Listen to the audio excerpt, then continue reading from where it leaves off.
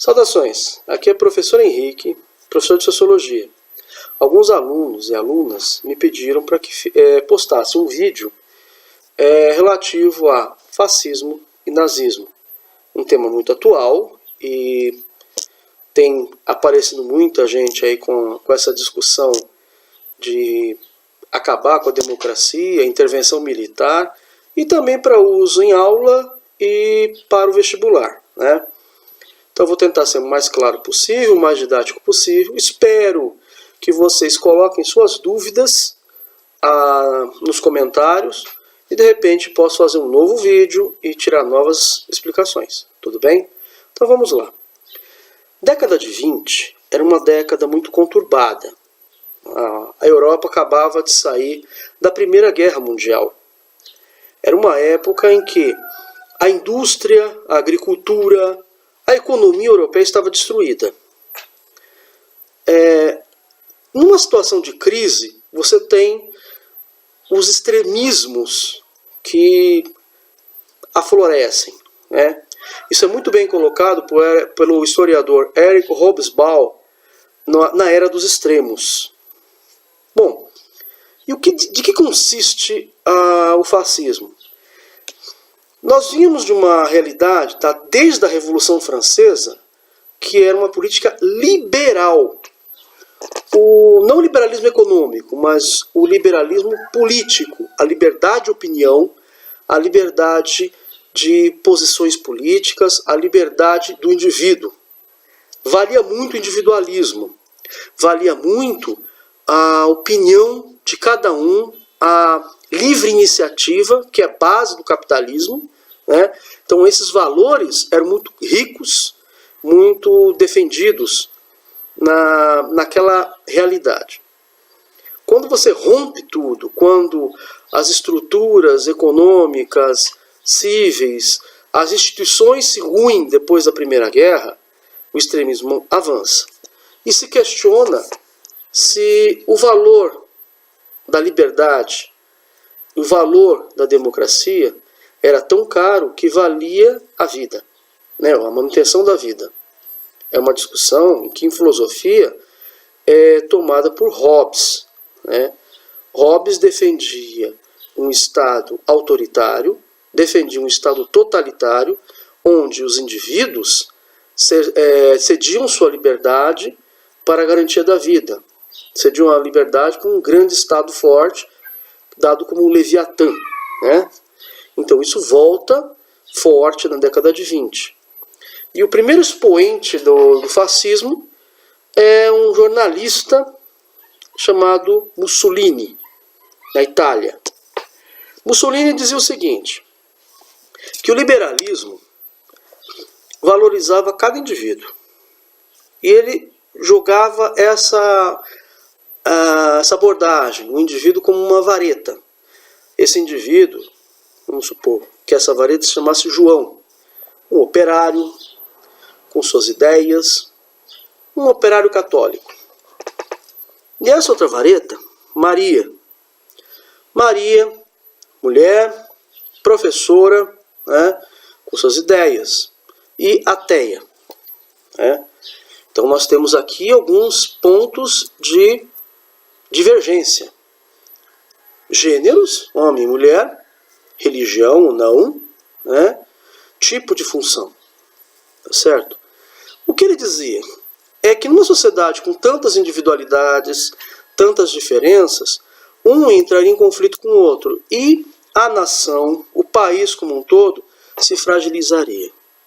Ele dizia o seguinte, que uma vareta individualizada era fácil de quebrar. Então a sociedade era mais frágil. E ele dizia o seguinte, se pegarmos todos os indivíduos, dermos uma só direção, dermos um só objetivo, tirarmos suas liberdades individuais, mas lhe dermos um objetivo comum, a mesma religião, o mesmo pensamento, o mesmo líder, você larga a sua liberdade para pensar no que o todo quer, ela se torna mais resistente, mais difícil de quebrar. Essa é a noção. Ele tinha um sonho lá de retornar Roma, a Itália, ao Império Romano.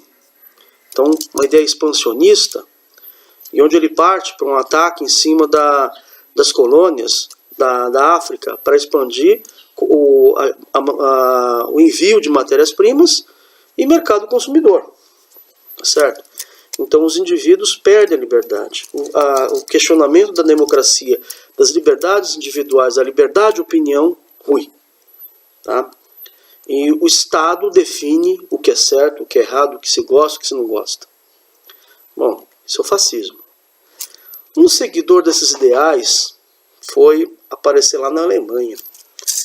Um camarada com bigode muito estranho, chamado Adolf Hitler. Seguiu os mesmos ideais. Só que na Alemanha, ele era um tipo de um espião do exército. Era um cabo que foi investigar um pequeno partido dito socialista e tenta imaginar o ambiente. Eles se reuniam numa grande choperia, tá? Na Bavária. Quem vai para a choperia não vai tomar café, vai tomar chopp. Imagine aqueles ânimos exaltados, aquele bando de conversa, e um monte de quem que é a culpa da grande crise da Alemanha, da hiperinflação alemã, e começaram a jogar o discurso em cima dos judeus. Judeus, donos de bancos, são os grandes vilões da Alemanha. Nisso, Hitler se encantou no discurso e começou a se envolver. Ele sai da sombra e começa a fazer um discurso ali. E vira o grande líder dos nazistas. Né? Nazismo vem do partido chamado Nacional Socialista dos Trabalhadores da Alemanha. Né? Bom, para tirar as dúvidas, ainda tem gente que posta besteira por aí dizendo o nazismo é comunista, é socialista. Bom, ele nasce de um partido socialista, que não tinha nenhuma intenção de se integrar à União Soviética ou qualquer tipo de coisa. Tanto é que era nacional socialista. Não queria, era contra o que na União Soviética se propunha, chamada Internacional Comunista. Tá? Bom, no início do nazismo, ele era realmente, tinha base socialista, base direita, base esquerda, base direita. Só que Hitler extirpou a liderança de esquerda, mandou matar, a SS matou os líderes de esquerda e virou plenamente de direita, um partido de extrema direita. Né? Bom, lembra que eu falei das varetinhas unificadas? Ok. Só que vamos supor que essa aqui são as varetinhas alemãs. São branquinhas, loirinhas, olhos verdes. Vale mais as varetinhas que são homens, as mulheres têm que ficar em casa cuidando da família e não podem trabalhar. Essas varetinhas são as chamadas varetinhas arianas. Essas varetinhas são as varetinhas que são judeus, ciganos, não sei por que até agora, mas os maçons, né, socialistas, comunistas, homossexuais, deficientes físicos, deficientes mentais. Todos esses eram passíveis de fogueira, de tortura e do nazismo. Quem defende ditadura, defende o terror. Quem defende autoritarismo,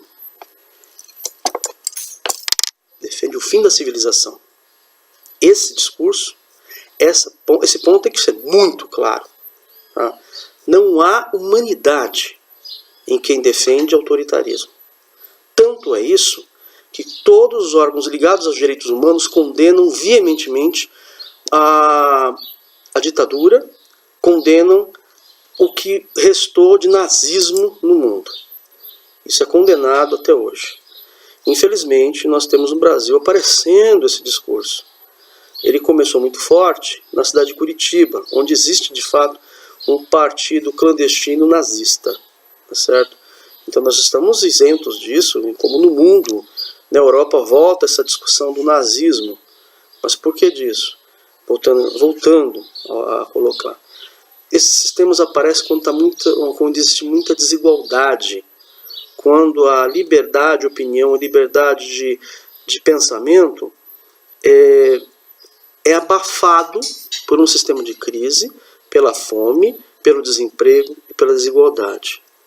O melhor sistema é uma democracia que garanta a igualdade social, que garanta a igualdade de oportunidades.